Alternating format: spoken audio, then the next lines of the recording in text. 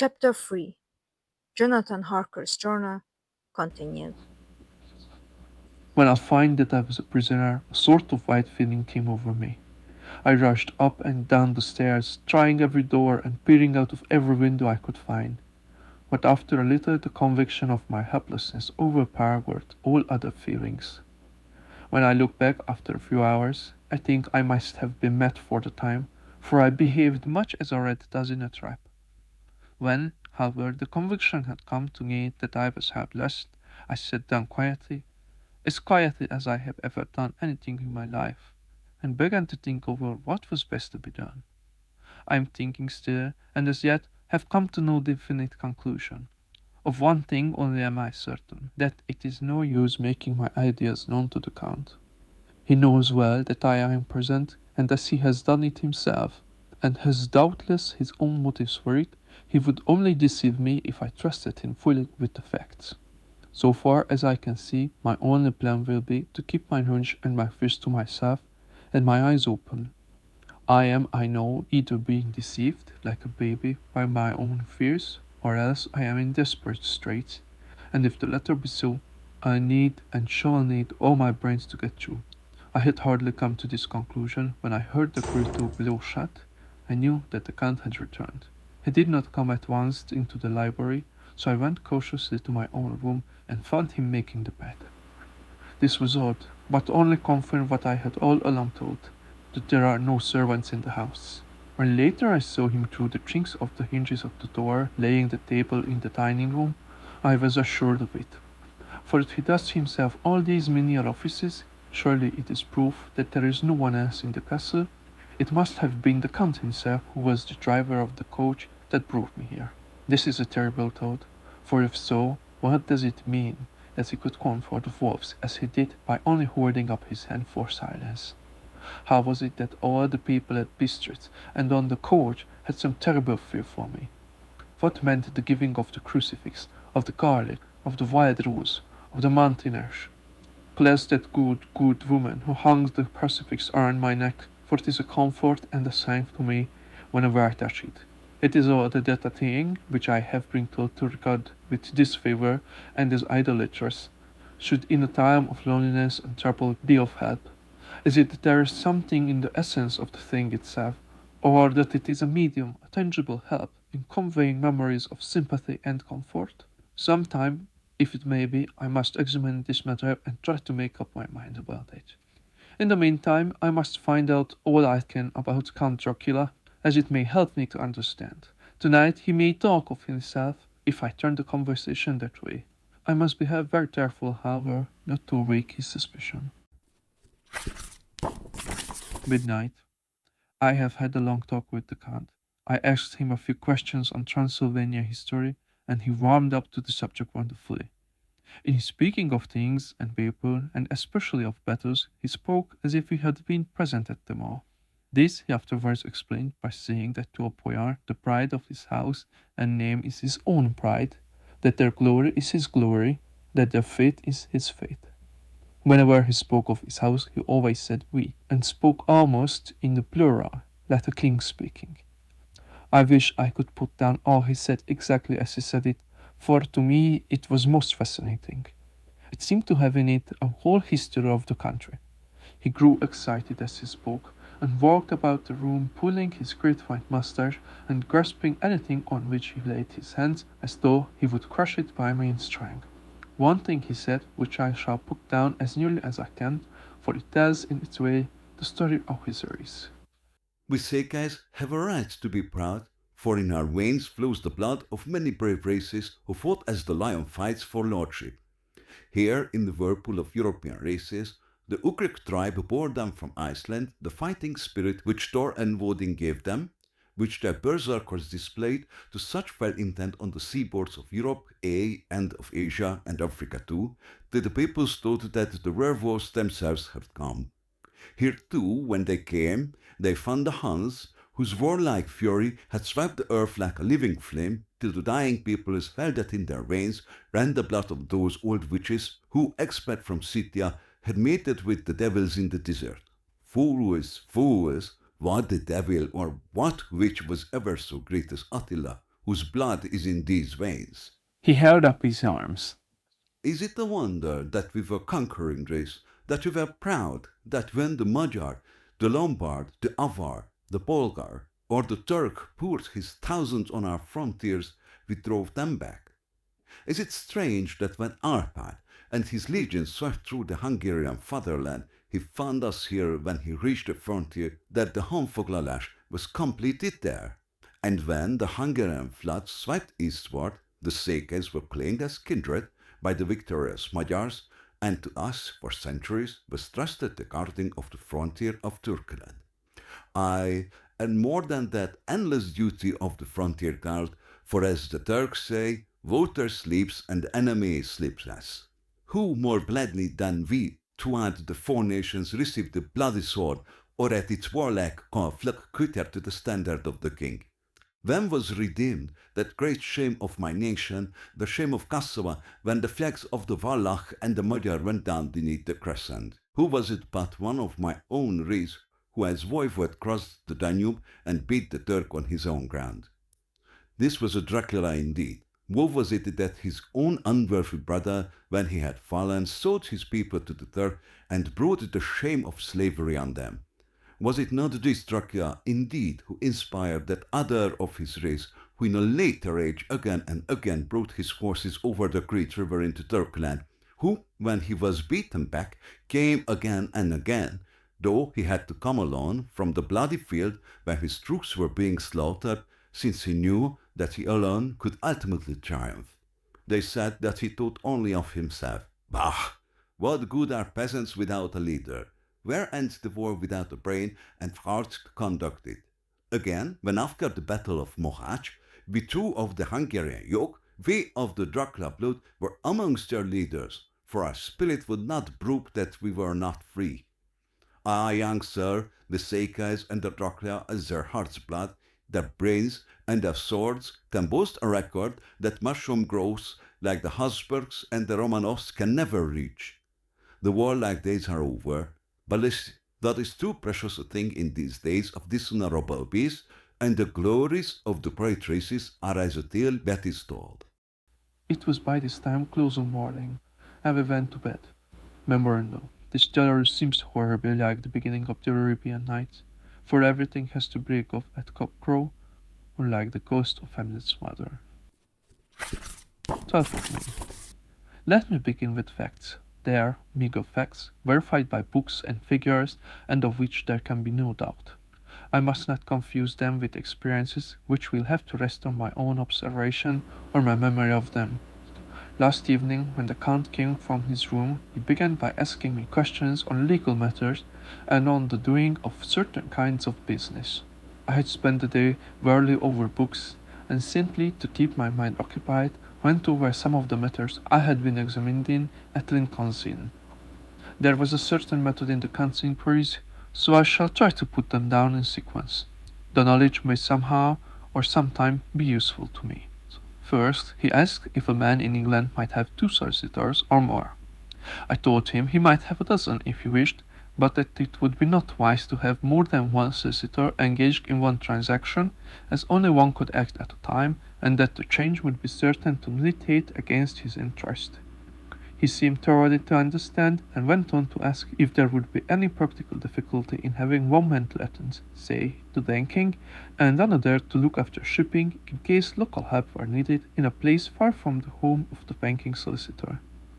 I asked to explain more fully, so that I might not, by any chance, mislead him, so he said, I shall illustrate.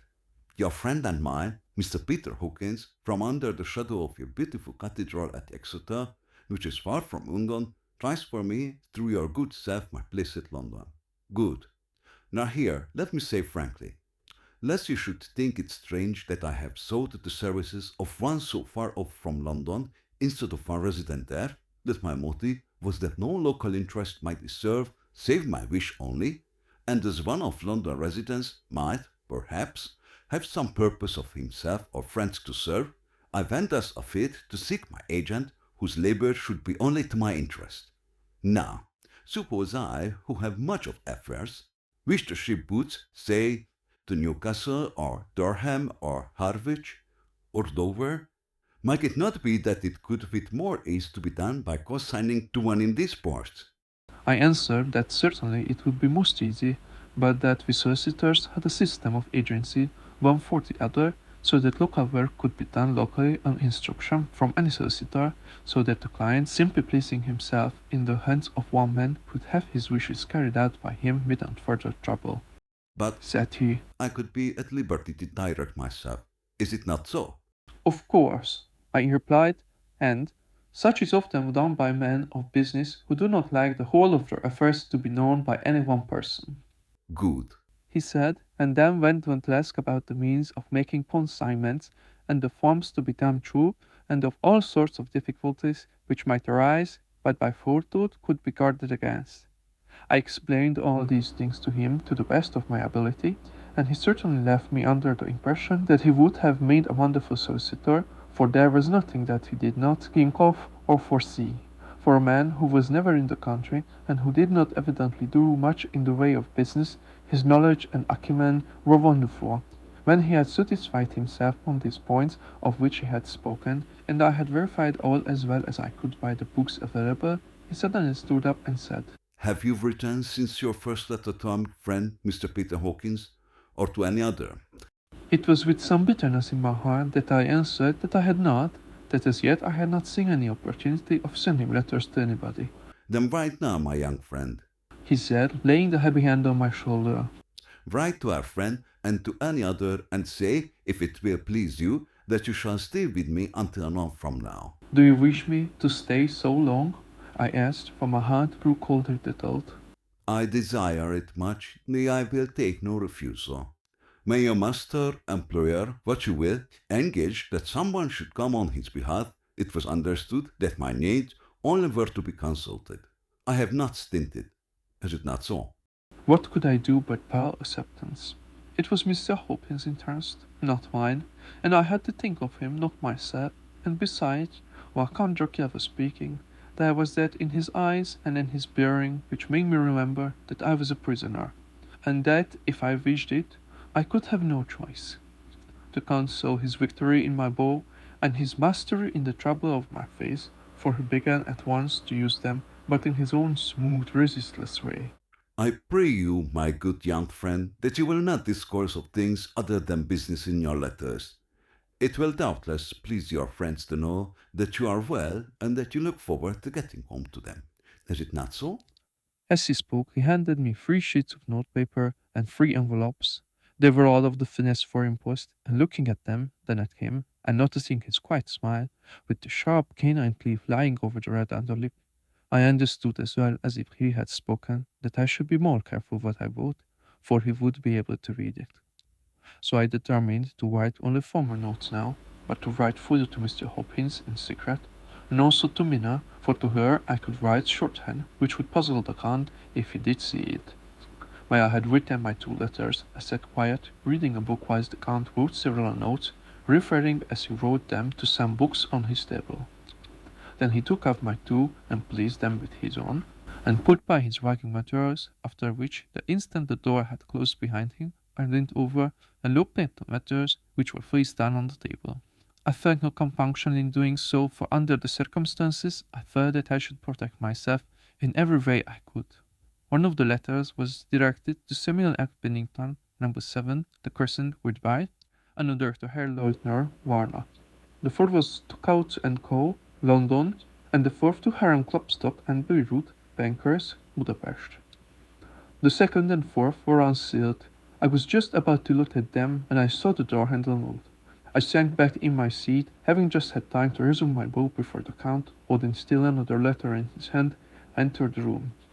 He took up the letters on the table and stamped them carefully, and then turning to me, said, I trust you will forgive me, but I have much work to do in private this evening.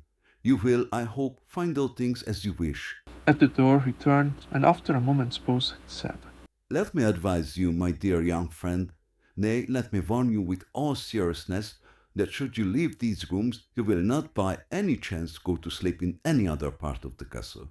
It is old and has many memories, and there are bad dreams for those who sleep unwisely. Be warned.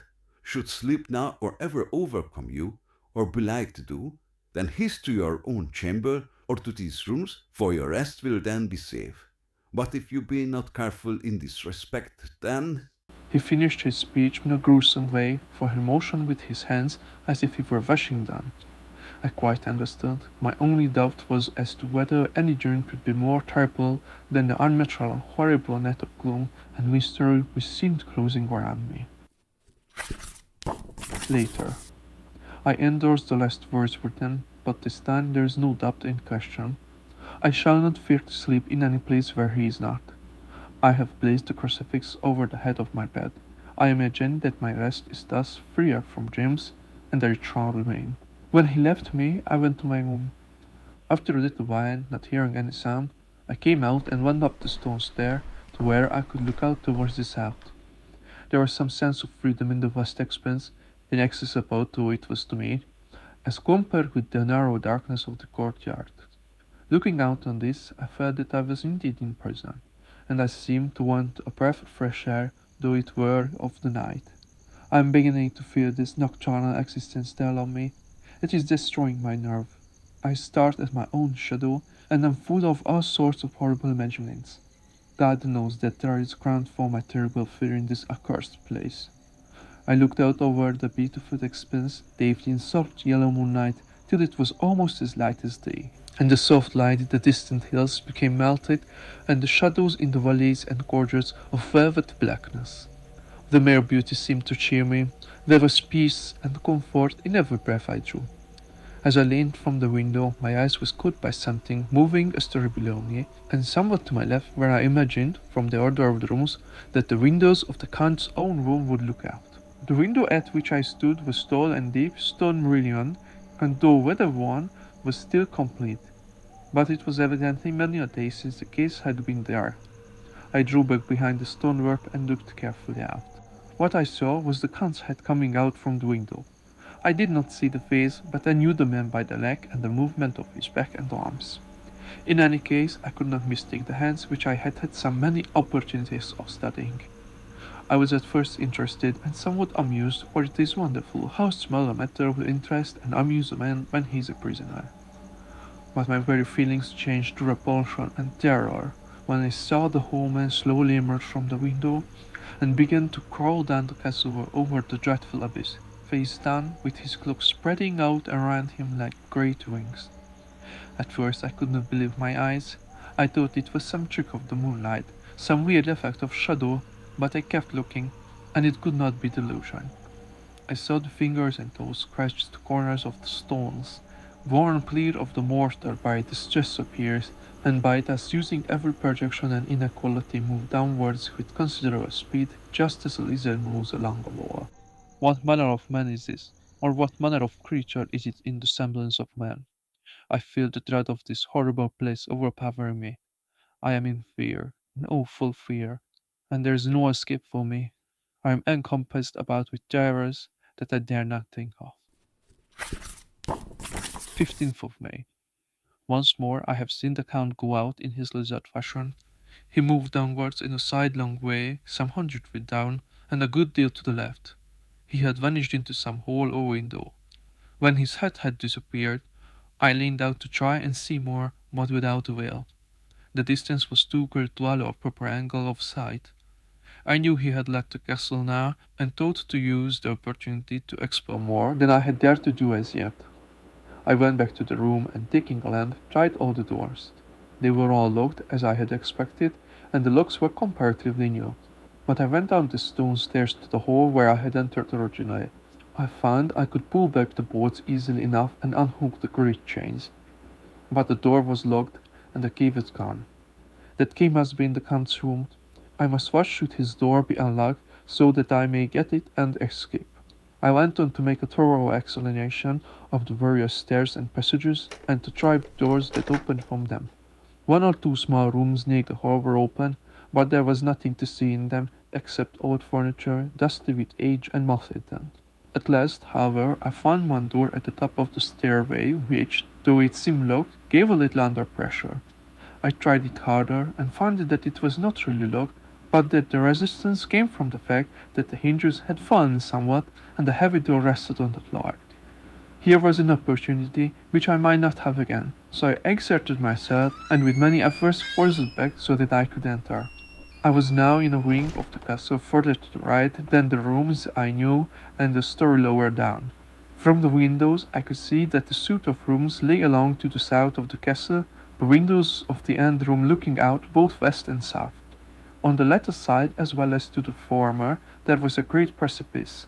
The castle was built on the corner of a great rock, so that on three sides it was quite impregnable, and great windows were placed here where sling or bow or culverin could not reach, and consequently light and comfort, impossible to a position which had to be guarded, were secured. To the west was a great valley, and then rising far away great jagged mountain passes, rising peak on peak, the sheer rock studded with mountain ash and fir, whose roots clung in cracks and crevices and crannies of the stone. This was evidently the portion of the castle occupied by the ladies in bygone days, for the furniture had more an air of comfort than any I had seen. The windows were quietless, and the yellow moonlight flooding in through the diamond panes enabled one to see even colours, whilst it softened the weft of dust which lay over all, and disguised in some measure the rages of time and moth. My lamp seemed to be of little effect in the brilliant moonlight, but I was glad to have it with me, for there was a dread loneliness in the place which chilled my heart and made my nerves tremble.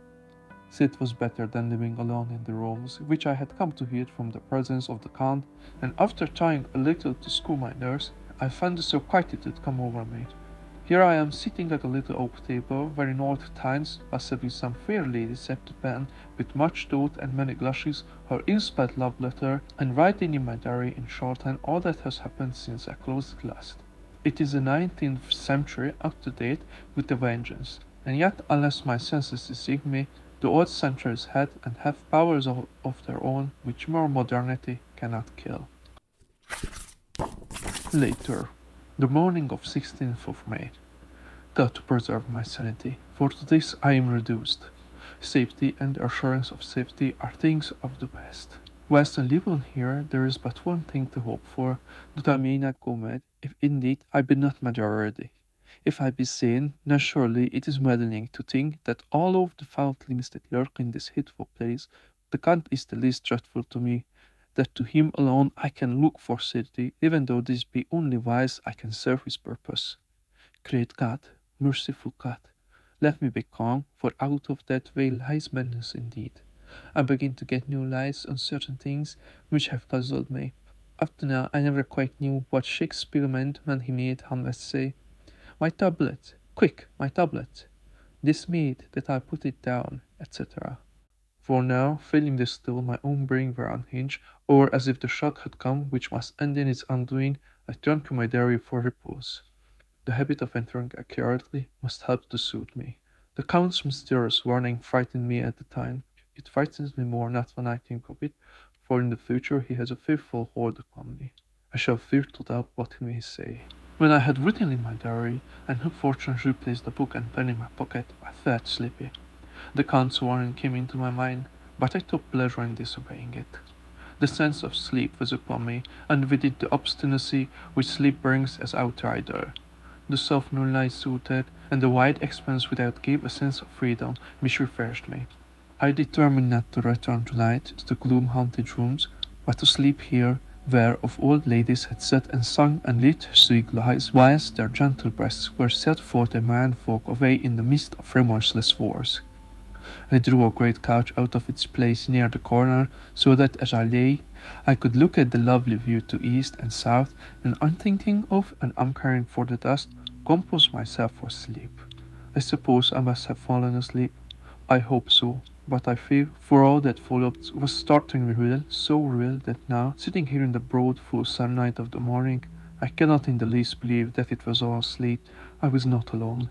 The room was the same, unchanged in any way since I came into it. I could see along the floor in the brilliant moonlight my own footsteps marked where I had disturbed long accumulation of dust. In the moonlight opposite me were three young women, ladies by their dress and manner. I thought at the time that I must be dreaming when I saw them. They threw no shadow on the floor. They came close to me and looked at me for some time. and then whispered together. Two were dark and had high echoing noses like the Count, and great dark piercing eyes that seemed to be almost red when contrasted with the pale yellow moon. The other was fair as can be, with great masses of golden hair and eyes like pale sapphires. I seemed somehow to know her face, and to know it in connection with some dreamy fear, but I could not recollect at the moment how or where. All three had brilliant white teeth that shone like pearls against the ruby of their voluptuous lips. There was something about them that made me uneasy, some longing and at the same time some deadly fear. I felt in my heart a wicked burning desire that they would kiss me with those red lips. It is not good to note this down, lest some day it should meet Mina's eyes and cause her pain, but it is the truth. They whispered together, and then they all three laughed, such a silvery musical laugh, but as hard as though the sound never could have come through the softness of human lips. It was like the intolerable tingling sweetness of water grasses when played on by a cunning hand. The fair girl shook her head coquettishly, and the other two urged her on, while said, Go on. You are the first, and we shall follow. Yours is the right to begin. the other added. He's young and strong. There are kisses for us all. I lay quiet, looking out from under my eyelashes in an agony of delightful anticipation. The fair girl advanced and bent over me till I could feel the movement of her breath upon me. Sweet it was in one sense, honey sweet, and seemed the same tingling through the nerves as her voice, but with a bitter underlying the sweet, a bitter offensiveness, as one smells in blood. I was afraid to raise my eyelids, but looked out and saw perfectly under the lashes. The girl went on her knees and bent over me, simply gloating. There was a deliberate voluptuousness which was both thrilling and repulsive, and as she arched her neck, she actually licked her lips like an animal, till I could see in the moonlight the moisture shining on the scarlet lips and on the red tongue as it lapped the white sharp teeth. Lower and lower went her head, as the lips went below the range of my mouth and chin, and seemed to fasten on my throat. Then she paused, and I could hear the churning sound of her tongues as it licked her teeth and lips, and I could feel the hot breath on my neck. Then the skin of my throat began to tingle as one's flesh does when the hand that is to tickle it approaches nearer, nearer. I could feel the soft, shivering touch of the lips on the supersensitive skin of my throat, and the hard dents of two sharp teeth just touching and pausing there. I closed my eyes in languorous ecstasy and waited with beating heart. But at that instant another sensation struck through me as quick as lightning. I was conscious of the presence of the Count and of his being as if lapped in a storm of fury. As my eyes opened involuntarily, I saw his strong hand grasp the slender neck of the fair woman, and with giant's power draw it back, the blue eyes transformed with fury, the white teeth champing with rage, and the fair cheeks blazing red with passion. But the Count, never did I imagine such wrath and fury even to the demons of the pit. His eyes were positively blazing. The red light in them was lurid, as if the flames of hellfire blazed behind them. His face was deathly pale, and the lines of it were hard like drawn wires. The thick eyebrows that met over the nose now seemed like a heaving bar of white-hot metal. With a fierce sweep of his arm, he hurled the woman from him, and then motioned to the others as though he were beating them back. It was the same imperious gesture that I had seen used to the dwarfs. In a voice which, though low and almost in a whisper, seemed to cut through the air, and then, ringing the room, he said, How dare you touch him, any of you? How dare you cast eyes on him when I had forbidden it? But I tell you all, this man belongs to me. Beware how you meddle with him, or you will have to deal with me. The fair girl, with a laugh of ribald coquetry, turned to answer him. You yourself never loved. You never loved. On this the other woman joined, and such a mirthless, heart-soulless laughter rang through the room that it almost made me faint to hear. It seemed like the pleasure of fiends. Then the Count turned, after looking at my face attentively, and said in a soft whisper, Yes, I too care love. You yourselves can tell it from the past, is it not so? Well now, I promise you that when I am done with him, you shall kiss him at your will. Now go. I must awaken him, for there is work to be done. Or we leave nothing to narrate. said one of them with a low laugh as she pointed to the bed which he had thrown upon the floor, and which moved as though there were some living thing within it. For I saw he nodded his head. One of the women jumped forward and opened it. If my ears did not deceive me, there was a gasp and a low wail, as if a half-smothered child. The women closed around, whilst I was aghast with horror. But as I looked, they disappeared, and with them the dreadful blood. There was no door near them, and they could not have passed me without my noticing. They simply seemed to fade into the rays of the moonlight and pass out through the window, for I could see outside the dim, shadowy forms for a moment before they entirely faded away. Then the horror overcame me, and I sank down unconscious.